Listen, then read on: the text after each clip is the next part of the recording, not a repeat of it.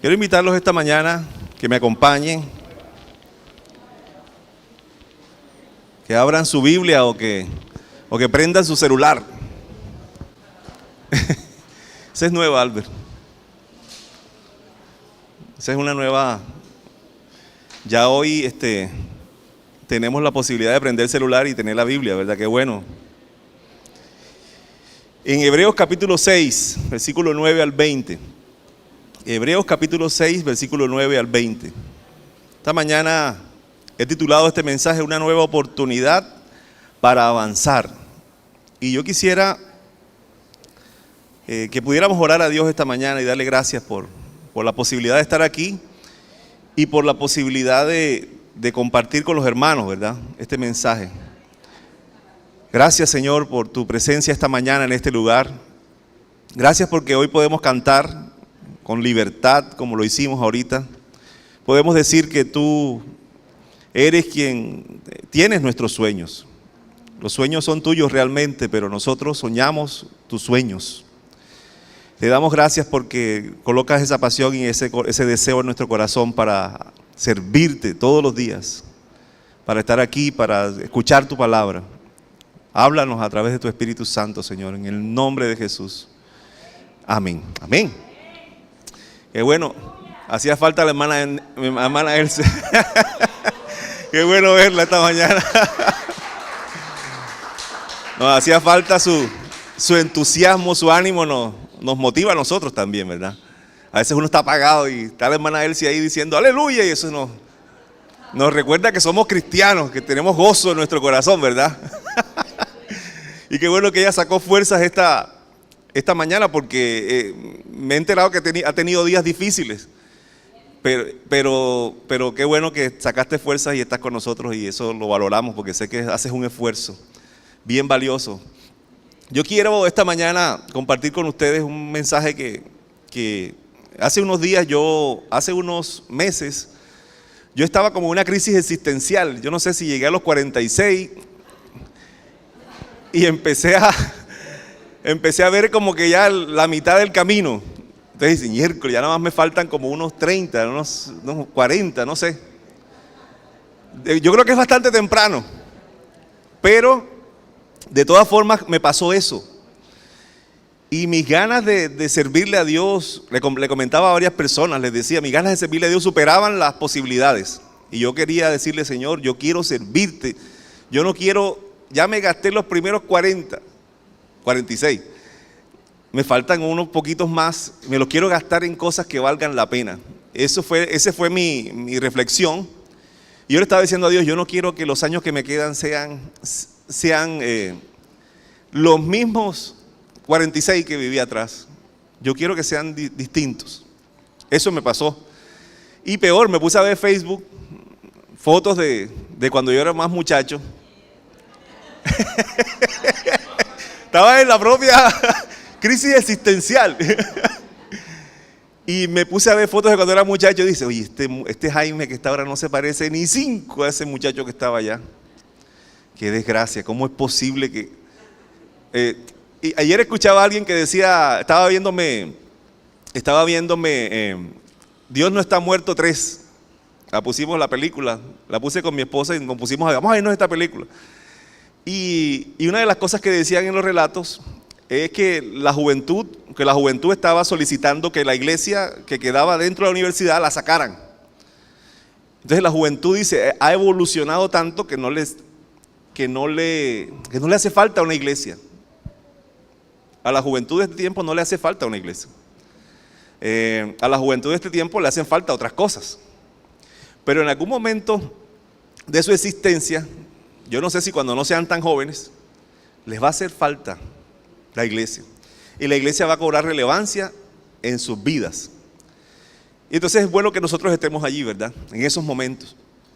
Y entonces andaba en ese desánimo, no desanimado que me estaba muriendo, sino como en esa inconformidad con mi vida, conmigo. Y hablaba con el pastor, como le decía a Stephanie, y una de esos domingos el pastor dijo un mensaje que yo recuerdo que todas esas palabras eran para mí. Yo decía a Stephanie, estaba hablándome a mí.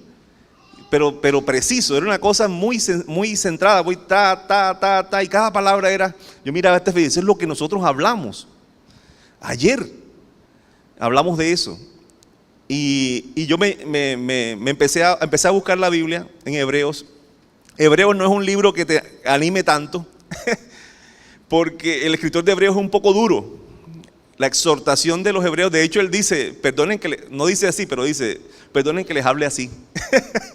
Él dice, yo vine para exhortarlos, para levantarlos, pero él lo hace de una manera muy brusca. Entonces el autor de Hebreos habla de una comunidad, le habla a una comunidad judía cristiana y compara a Cristo con los ángeles, con Moisés, con los sacerdotes, con los sacrificios, y eleva a Cristo a un lugar donde ninguna de esas tradiciones judías puede llegar. Dice, Cristo es más que esto, Cristo es más que los sacerdocios, Cristo es más que los sacrificios, Cristo es más que...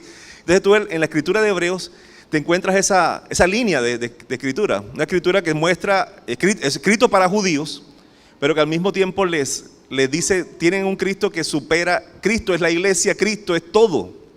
O sea, Cristo supera sus tradiciones y lo que ustedes han creído eternamente. Decirle eso a un judío es una cosa dura, porque es decirle todo lo que han creído toda su vida, lo reemplaza Cristo. Y ellos dicen que Cristo no es Dios. Entonces, es una cosa dura. Y Pablo no, porque el autor de Hebreos no se conoce. Tiene una tendencia al mensaje de Pablo, pero parece que es alguien cercano a Pablo por su doctrina, por la manera, no sé, puede ser Bernabé, puede ser otro. Total es que es alguien cercano, que habla con mucha autoridad. Y lo que sí se sabe, bueno, no se sabe dónde estaba esa comunidad tampoco, pero lo que sí se sabe es que esa comunidad era judía. Entonces la pregunta es, ¿qué tiene que ver eso con nosotros que no somos ni judíos ni somos nada? Bueno, hay algunos que se creen judíos, pero nosotros no somos judíos, más cartagenero no puede ser uno. Y más latinoamericano. Entonces, la sección que toca el capítulo 6 es la de los sacerdotes. Cuando él está comparando el sacerdocio dice que Jesús no viene del sacerdocio de los sacerdotes de Leví. Jesús viene del sacerdocio de Melquisedec. Entonces él está hablando de ese tema. Sin embargo, muestra en los primeros 8 versículos de este capítulo 6 la necesidad de no estancarse y de avanzar en el camino de la fe. Entonces de ese tema quiero yo hablar esta mañana. En todo lo que dice que es muy doctrinal y que uno a veces, uno rescata un pedacito de la escritura en el que él habla y dice que uno no se puede estancar. Y él intenta con sus palabras, el autor de Hebreos, animar a una comunidad para que no se estanque, para que avance.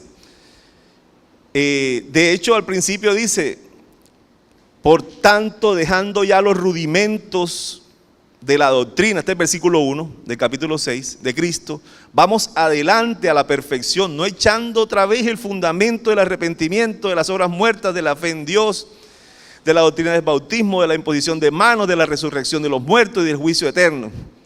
Él está diciendo, yo soy un maestro, pero no, y yo también soy maestro, pero si a mí me tocara ir al inicio de mis clases cada vez que un alumno me dice que no entiende, no avanzáramos.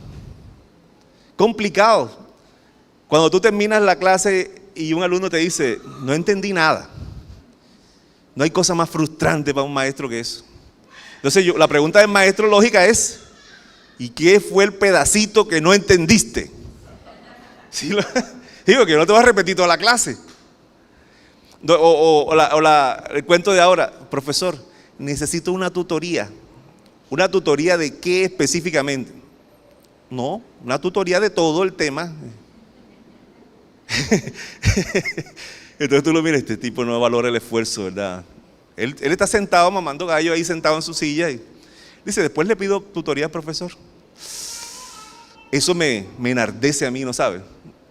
Entonces mis tutorías no son sino, mira, aquí están los capítulos tal y tal y tal. Te lee los 3 capítulos y luego hablamos, listo. Entonces ya no me piden tutoría. Y sí, mi hermano, porque si tú me vas a decir a mí que después de que estamos hablando no entendiste, entonces léete estas 3 capítulos del libro tal y me dices después que no entendiste. ¿Ok? Y después ya podemos tener la posibilidad de hablar, porque es que tú quieres hablar conmigo partiendo de cero. Y partiendo de cero no podemos hablar. ¿Ok? Entonces, ese es el tema con los alumnos hoy. Y estaba pasando lo mismo en esta comunidad. Mucha gente ya vieja en el Evangelio, que estaba hace mucho tiempo allí, y estaba pasándoles lo mismo. El escritor dice, pero me toca otra vez hablar de los rudimentos del bautismo, del arrepentimiento. Imagínate, tocar temas que son básicos. Eso es lo que él está diciendo. En definitiva, él está diciendo a la comunidad esa, ustedes se han estancado. Ustedes deberían hoy tener un crecimiento a un nivel así. Pero, y le dice después cuál es el nivel que espera que tengan, ¿no? Entonces la sesión que toca este capítulo 6 muestra en los primeros 8 versículos del capítulo 6 la necesidad de no estancarse y de avanzar en el camino de la fe. Conforme una persona va avanzando en edad, debe ser capaz de definir mejor quién es Jesús. Cuando yo me acuerdo cuando me bauticé, la pregunta que me hicieron cuando me bauticé es, ¿quién crees tú que es Jesús? ¿Ustedes no lo bautizaron y le hicieron la pregunta? ¿Quién crees tú que es Jesús? Entonces yo decía, Jesús es mi Salvador. Ay, ahí te te bautizaban y tú te salías de ahí. Bueno, ese conocimiento de quién es Jesús tiene que ir avanzando en el tiempo. O sea, no se puede quedar en la historia. No, ya esa historia me la sé. Ya yo conozco los hechos. Ya hay películas que muestran los hechos. También debe uno tener la posibilidad de ir avanzando en el conocimiento de la fe cristiana. Es decir, uno tiene que ir avanzando, y es lo que estaba reclamando el autor de Hebreos. Tiene que haber un aumento en el conocimiento de lo que es la fe cristiana y el propósito de la fe cristiana para tu vida, y para qué te sirve y cómo lo traduces. Pero el conocimiento de los hechos de Cristo, ya todas las películas lo muestran. Ya tú le preguntas a las inteligencias artificiales y te dicen, ese fue no sé qué, ahí está el arquero. Todo el mundo puede estudiar eso, pero de eso no se trata el evangelio, ni de eso se trata el cristianismo. Entonces, conforme uno se va haciendo mayor, debe haber más y más reflejo de Cristo en el cristiano. Es decir, lo que Cristo dice es, lo que yo enseño se debe estar viendo reflejado poco a poco en la medida en que tú dejas algunas cosas que no te sirven. ¿Ok? Que ya tú dices, no, eso no me sirve, no voy a hacer eso más. Tiene que estar la persona desembarazándose de todo el tiempo de las viejas faltas, de lo que pasó antes. Pero yo veo gente recurrentemente volviendo al viejo hombre. Entonces tiene que ir uno quitándose ese vestigio de ese hombre está muerto. Dile que está al lado, ese tipo se murió. No existe. Ya no existe, ya se murió. Entonces poco a poco esas cosas deben ir, la mentira se debe ir yendo, todas esas cosas deben ir saliendo de nuestra vida. Yo no digo que mañana, que pasado, no estoy diciendo eso. Estoy diciendo que nosotros tenemos que ir en el camino de eso. Y eso es lo que no podemos volver aquí a decirle, bueno, cuando una persona es nueva, a hablarle del arrepentimiento, pero cuando a ti te hablan del arrepentimiento y tú eres ya veterano, te dice, otra vez van a hablar del arrepentimiento. No, yo quiero que me hablen de otra cosa, ¿no es cierto? Entonces, el autor de Hebreos está seguro de que el progreso es necesario en la vida cristiana. ¿Por qué? Porque aquellos empezaron a pensar, pero bueno, y si Cristo no es el sacerdote, si Cristo no es el Salvador y yo me salvo por hacer buenas obras, entonces empezaron a retroceder en ese camino. Los que fueron entonces iluminados creyeron que podían salvarse por las buenas obras y no por la gracia de Dios. Ese fue el gran problema y esa fue la razón de la escritura de Hebreos. Entonces el autor de Hebreos les está escribiendo a una comunidad que se había estancado y que él tenía necesariamente que volver otra vez a los rudimentos. Y él dice, yo no quiero volver otra vez, yo quiero avanzar. Algo similar le pasó a Pablo, creo que con la iglesia de los Corintios, que le decía que eran niños inmaduros, dice, le pasó muy similar a Pablo. Dice que ustedes son como niños inmaduros, que todavía me toca estar corrigiéndoles. Bueno, Pablo se veía muy duro y de hecho los corintios se lo dicen, se veía muy duro en la carta, y los corintios, una de las cosas que le critican a Pablo es, pero cuando tú vienes delante de nosotros no eres tan duro, eres un amor, nos habla como con amor, pero en tu carta sí eres una persona bastante elocuente y bastante fuerte, pero cuando te paras delante de nosotros, no, ay sí, aquí estoy ya. No, entonces eso es lo que le criticaban. Y le criticaban que no parecía un apóstol. Pero miremos lo que dice el versículo 9 de Hebreos capítulo 6. Pero en cuanto a vosotros, y le dice, oh amados, estamos persuadidos de cosas mejores y que pertenecen a la salvación, aunque hablamos así. Fíjate, él está diciendo, aunque yo les esté hablando así, con dureza, yo estoy persuadido de que hay cosas que ustedes deben conocer, que son mayores. Dice que no deben estar estancados en esa vida que ustedes decidieron llevar, como que luchando con el pecado, como que luchando con tantas cosas que no deberían estar ya deberían estar en otro cuento. Entonces, me encanta porque yo noto en la intención del autor el deseo de animar y el deseo de ver en estas palabras que siguen una nueva oportunidad para que ellos puedan avanzar y no sigan estancados. Entonces eso a mí me sirvió, yo estoy hablando de mí esta mañana, eso a mí me sirvió porque yo sentía que en algún momento de mi vida había puesto el freno y yo no sé por qué lo puse, de pronto lo puse por muchas razones que me distrajeron en ese momento de mi vida, pero cuando yo leí esto empecé a entender por qué me detuve y qué debería estar haciendo, qué debería estar pasando con mi vida hoy. Existen marcas seguras y señales evidentes de que nos estamos saliendo del camino. Y es lo que les estaba diciendo a ellos. Hay unas cosas que son evidentes de que ustedes ya no están caminando por el camino que es. Y yo quisiera compartir esas cosas esta mañana. En todo el versículo 9 es un versículo de aliento. Estos cristianos están en peligro de caer, de salirse del camino, de encontrar una ruta de escape al cristianismo o de encontrar un cristianismo fácil que de pronto puedan cumplir al mismo tiempo que vivan otras áreas de su vida y desarrollen otras áreas de su vida. En los versículos, ellos estaban necesitados de ser advertidos, pero también de ser animados. En los siguientes versículos entonces el autor expresa que él espera que ellos se conviertan en algo que él dice, yo necesito que ustedes se conviertan en otra cosa. Yo necesito que ustedes cambien su manera como están viendo la fe cristiana, porque conocen los hechos de Cristo, porque se los hemos mencionado, conocen muchas cosas, pero hasta ahí llegaron. Pareciera que se hubieran detenido en ese momento. Entonces, el versículo 10, yo siempre había leído el versículo 10 y nunca había entendido, y me encanta este versículo 10 porque en un momento de mi vida bastante duro, yo recitaba este versículo 10 de capítulo 6. Porque Dios no es injusto para olvidar vuestra obra y el trabajo de amor que habéis mostrado hacia su nombre, habiendo servido a los santos y sirviéndoles aún. ¿Viste? Entonces él empieza a decir, fíjate, Dios no se ha olvidado del trabajo que ustedes han hecho. Yo sé que ustedes se han desanimado porque ustedes no han visto la recompensa. Eso es lo que les está diciendo. Yo estoy seguro que ustedes se desaniman porque ustedes piensan que no van a tener una recompensa del trabajo que hacen.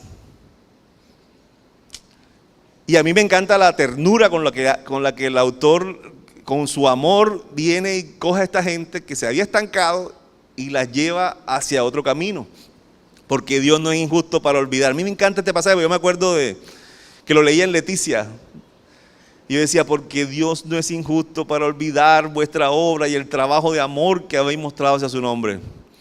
Muchas veces en el servicio viene el desánimo y pensamos que Dios no está mirando nuestro trabajo. Lo que nos sostiene muchas veces es que Dios no es injusto para mirar el trabajo que hacemos. Eso es lo que nos sostiene. Si no has visto aún la recompensa, podemos seguir bajo la misma idea de que Dios es justo. Si tú no puedes creer porque no has visto la recompensa del trabajo que has hecho, yo quiero decirte, Dios es justo. Él sabe lo que has hecho con tu familia. Hay gente que dice, pero ¿yo qué he hecho? Y ha llevado casi a toda su familia a Cristo. ¿Qué ha hecho? Imagínate tú, ¿qué no ha hecho? Hay gente que dice, pero ¿yo qué he hecho? Y ha hecho una obra grandísima al interior de su propia familia. Y a veces sienten que no ha hecho nada. Así me sentía yo un tiempo. Entonces en los versículos estos, cuando hemos recibido nosotros la salvación, empieza a crecer un amor por servir en la obra de Dios. El Espíritu Santo le trae a uno un impulso para servir a otros independientemente de obtener o no un beneficio. Y lo hacemos realmente por amor. Pero estos cristianos habían llegado a un momento de su vida en el que habían hecho bastante, dice, y aún perseveran, pero como no ven la recompensa ahora, porque es que la recompensa es en el cielo. Como no ven la recompensa, y a veces recibimos la recompensa en la tierra, a veces recibimos cosas de Dios en esta tierra, pero la recompensa más grande la vas a tener en el cielo. De hecho, el apóstol Pablo dice que bueno que la carrera de él, dice que bueno que esta carrera, o sea, qué bueno llegar al final de la vida y decir, he acabado la carrera. Ya, tanto cansancio, tanta cosa, y ya he logrado hacer lo que me toca. O sea, qué bonito eso. Cuando hemos recibido entonces la salvación, llega un amor por las almas y de pronto poco a poco eso en nuestra vida se va como que diluyendo. Y llega un punto en que ya no tienes ni amor por las almas. Se pierde ese... ¿Cierto? ¿Qué nos pasa, Albert? Es la pregunta. Y ahí me meto yo ahí. No sé, que no crea que yo estoy hablándole a usted. ¿Qué nos pasa que vemos incluso hemos visto la necesidad del otro ahí y nos hemos quedado callados? Ay, no. ¿Para qué voy a desperdiciar mis palabras en esto? Eso es como echarle perlas a los cerdos. Y nos cansamos de hacer la obra de Dios. No sé qué nos pasa. Entramos como en ese letargo, por eso estoy hablando de eso esta mañana. Entonces el cristiano maduro entiende la enseñanza de Cristo. Como cuando en Mateo capítulo 20, versículo 25, Jesús llamó a los discípulos y les dijo, ¿sabe que los gobernantes de las naciones se enseñorean de ellas? Y que los que son grandes ejercen sobre ellas potestad. Mas entre vosotros no es así, sino que el que quiera hacerse grande entre vosotros tiene que ser vuestro servidor. Y el que quiera ser el primero entre vosotros será vuestro siervo. Como el Hijo del Hombre no vino para ser servido, sino para servir y para dar su vida en rescate por muchos. Entonces, cuando uno empieza a no ver la recompensa, uno se olvida de realmente cuál es nuestra tarea en la tierra, que es servir al otro. Ese es nuestro trabajo, servirle al que necesita. Y Jesús nos recuerda esta mañana que nosotros no vinimos a esta tierra para que nos rindan pleitesía, sino para ser instrumento de servicio para otro. Mire, cuando tú le hablas a alguien que tiene una situación difícil y está desanimado, tú eres un instrumento de Dios en ese momento de la vida de esa persona. Aunque tú no lo creas, estás allí llegaste en ese momento justo que esa persona tenía esa dificultad. Esta semana una profesora se me acercó y me dijo, que es de las cosas que yo digo que están pasando porque usted está orando por la universidad. Le voy a decir una cosa que me asustó.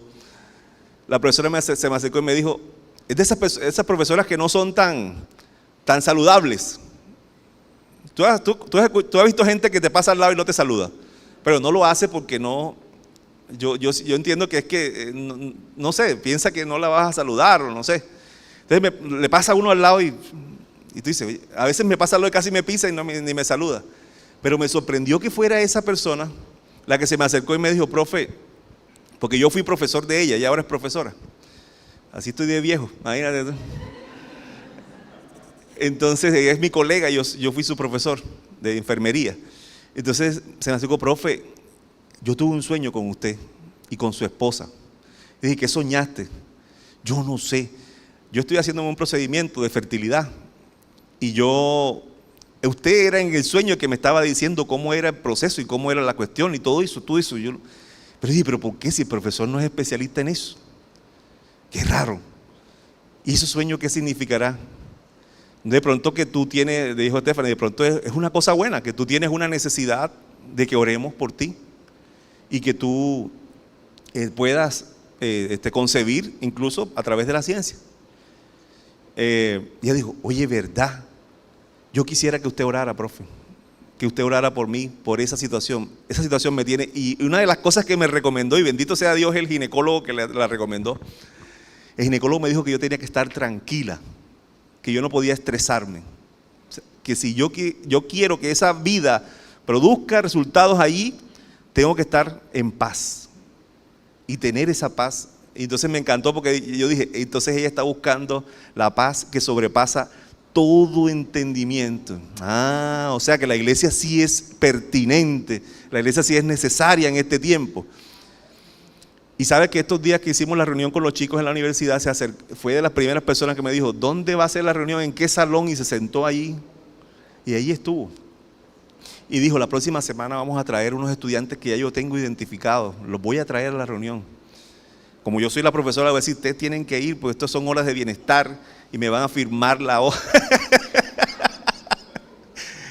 Y yo dije, fíjate tú, Dios le puso un sueño en su cabeza, esa persona vino y se convierte ahora en un instrumento de Dios y dice, increíble. Pero como Dios, o sea, sin que tú le invites, me dijo, ¿hasta dónde queda tu iglesia? Yo dije, eso queda al lado del, yo quiero ir. No ha venido, pero un día esto la ve por ahí. Pero bien interesante cómo Dios empieza con una persona que ni siquiera saludaba, que ni siquiera hablaba, cómo Dios puede empezar a romper esas barreras porque tiene una necesidad más allá de la necesidad que el mundo, ya se dio cuenta, el mundo no, la ciencia no. El ginecólogo le dice, ni la ciencia o sea, yo no puedo certificar 100% que esto va a funcionar. Busca la paz, busca tranquilidad, busca que tú estés bien, no solamente físicamente, sino espiritual y mentalmente. Entonces, a mí me llamó la atención este pasaje. Versículo 11 dice, pero deseamos que cada uno de vosotros muestre la misma solicitud hasta el fin, para plena certeza de la esperanza, a fin de que no se hagan perezosos, sino imitadores de aquellos que por la fe y la paciencia heredan las promesas. Entonces él dice, ustedes se han quedado quietos, primero porque no han visto la recompensa, y es que la recompensa necesariamente la corona en el cielo, tiene que esperar ese cuento, eso no es así. Y la otra cosa es que ya no fueron más diligentes, es lo que les estaba diciendo, en algún momento nosotros nos vemos diligentes con ese tema de ir a compartirle el mensaje a los demás y en momentos nos quedamos quietos, han perdido esa diligencia, dice, el cristiano debe ser diligente hasta el final, dice. No debemos gozar en los triunfos pasados, nos pasamos gozando y nos reímos con las fotos del Facebook cuando vemos lo que éramos antes. Ay, imagínate. Yo decía a Stephanie, ¿recuerdas ese retiro? Yo tengo un retiro en mi cabeza que fue espectacular. Bueno, no fue tan bonito como para la gente, pero sí fue para mí. Nos llevamos a un predicador, no fue en esta iglesia, un predicador invitado. El predicador se movía mucho en la profecía y en esas cosas, en esos dones del Espíritu Santo. Él y su esposa son muy buenos. Y los invitamos precisamente para ese tiempo. Y adivina lo que se encontró el predicador. Cuando empezó a ministrar eso, una demoniera. Una cosa, pues yo traigo para que sean llenos del Espíritu Santo. Y claro, cuando el Espíritu Santo viene a ser parte, encuentra un pelado endemoniado. Pero no uno. Porque tú sacas, siempre hay uno solo, entonces tú lo sacas y allá, entonces por allá uno, por allá otro, por allá otro. Y uno de esos muchachos que me tocó ministrar a mí, me decía, me queman los ojos, me queman los ojos. Y entonces después hablando con él me decía, es que yo veo mucha pornografía. Y le quemaban literalmente los ojos. La otra por allá tenía un demonio y se contornaba de una manera. Total es que yo siempre recuerdo ese retiro para mí fue. Y eso fue una cosa salida de lo normal. Porque nosotros fuimos buscando una cosa y nos encontramos con otro cuento. Y nos encontramos que los pelados no estaban para recibir el Espíritu Santo, sino para ser liberados del demonio. Y bueno, fueron libres, gracias a Dios. Pero el cristiano debe ser diligente, no nos debemos gozar en los triunfos pasados. Uno se gloriaba de eso, pero ya no, eso no va a durar mucho. Pero lo que más nos debería generar satisfacción en la vida es acabar la carrera, teniendo como modelo, dice aquí, a aquellos hombres de fe que heredaron las promesas, dice aquí. Eso es lo que debería a ustedes darle satisfacción. Ustedes no deberían estar pensando en imitar a los poderosos y famosos de este mundo. Saben, estos días me publicaron un artículo en una revista que se llama The Lancet. Los que saben algo de ciencia, saben que eso es una revista top, de lo máximo. Me lo publicaron porque me metí en un grupo con otras personas que sí eran muy buenas y me metieron ahí como colaborador autor. Entonces ya yo digo, tengo una publicación en The Lancet. Y sabes que hay una cosa que uno le empieza a entrar ahí en la cabeza, es que yo quiero ser un investigador como no sé quién, como no sé quién. Entonces empezamos a imitar a los poderosos de este mundo como si eso fuera... Y a mí me encanta que la Biblia dice, imiten a Abraham, imiten a Isaac, imiten a los poderosos de la fe. Esos son los que tienen ustedes que imitar. La juventud de este tiempo quiere imitar a todo reggaetonero que aparece por ahí con un tatuaje. Entonces se puso el piercing aquí, yo también me lo voy a poner ahí. Se puso no sé qué aquí, yo también. Esa es la imitación que quieren. No quieren imitar a los hombres de la fe. No les llama la atención.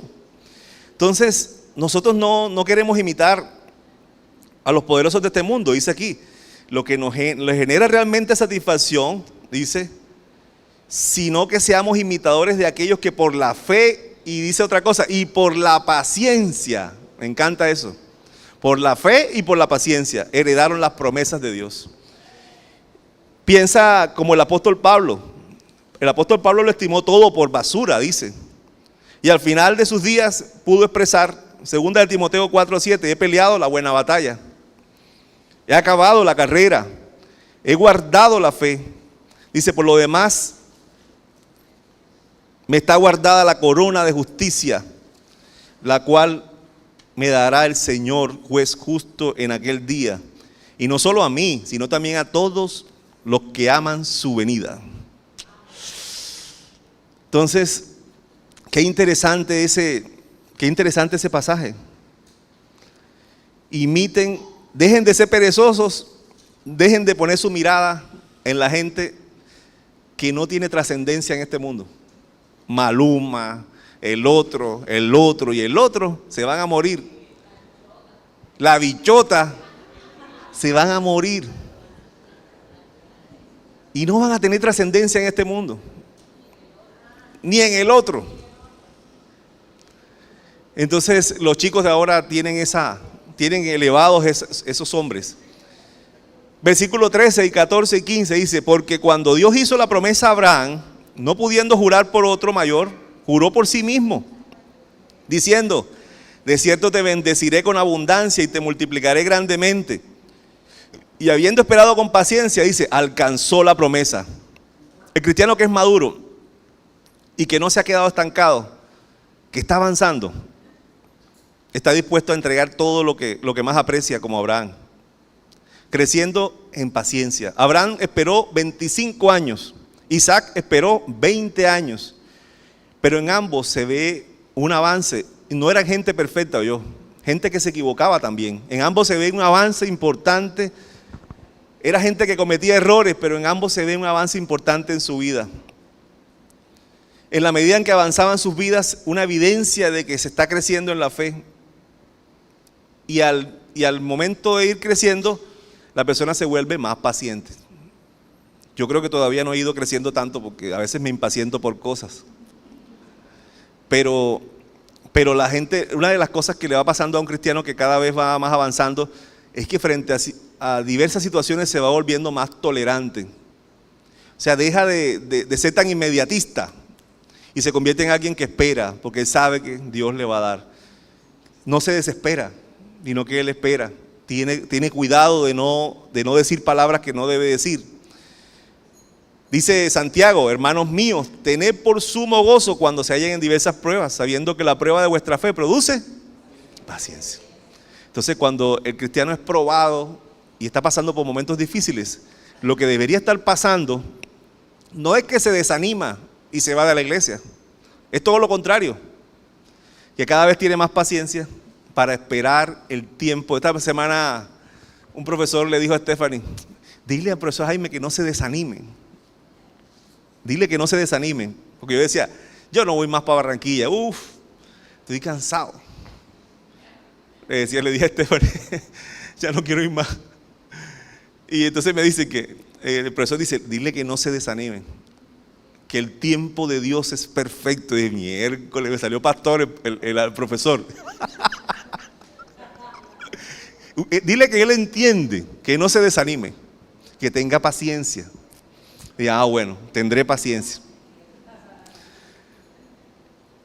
Entonces, interesante lo que dice Santiago, versículo 16, porque los hombres Ciertamente juran por uno mayor que ellos, y para ellos el fin de toda controversia es el juramento para confirmación. Por lo cual, versículo 17, queriendo Dios mostrar más abundantemente a los herederos de la promesa la inmutabilidad de su consejo, interpuso juramento, para que por dos cosas inmutables, en las cuales es imposible que Dios mienta, tengamos un fortísimo consuelo, los que hemos acudido para asirnos de la esperanza puesta delante de nosotros. Una evidencia de un cristiano que ha estado avanzando es que no piensa nunca que Dios ha cambiado con él. Dios no cambia. Dios sigue siendo. Y una de las cosas que nos pasa cuando entramos en esos tiempos de que le metemos el freno a la fe, es que pensamos que Dios ya no nos escucha, ya no me oye. Ya yo le pido y le pido y le pido, yo no sé qué Él quiere de mí. Entonces, lo que le pasa realmente a uno cuando uno está avanzando, que no piensa que Dios está cambiando con uno, que porque yo hice algo malo, Dios está cambiando conmigo. Eso es evidencia de estancamiento, esa forma de pensar. Esa forma de pensar no es de Dios, es una forma de pensar muy del mundo, del mundo el que vivimos, ¿no? En el que pensamos que nos merecemos cosas. Entonces Dios no está cambiando por una sencilla razón, porque en su naturaleza es un Dios inmutable, no cambia. Vivir confiados en la inmutabilidad de su palabra. En Números capítulo 23 dice: Dios no es hombre para que mienta, ni hijo de hombre para que se arrepienta. Él dijo y hará. Él dijo y no hará. Habló y no ejecutará. Es la pregunta que hace. Entonces, el cristiano que va avanzando aprende a confiar en la palabra de Dios, aunque las decisiones que tome no sean lógicas a veces. Están basadas en su palabra, pero no son lógicas a veces. Tomamos decisiones que no son lógicas, que van en contra de lo que nosotros haríamos normalmente. Eso es una evidencia de que hemos ido avanzando. Dios va a cumplir su juramento por dos cosas que están aquí. Una, porque Él es inmutable, y la otra, dice ahí, por su palabra, porque su palabra es verdad, no es mentira. Entonces, si Él lo prometió, Él lo cumple. Y es lo que les está diciendo a ellos. ¿Viste? Ustedes a este punto, no solamente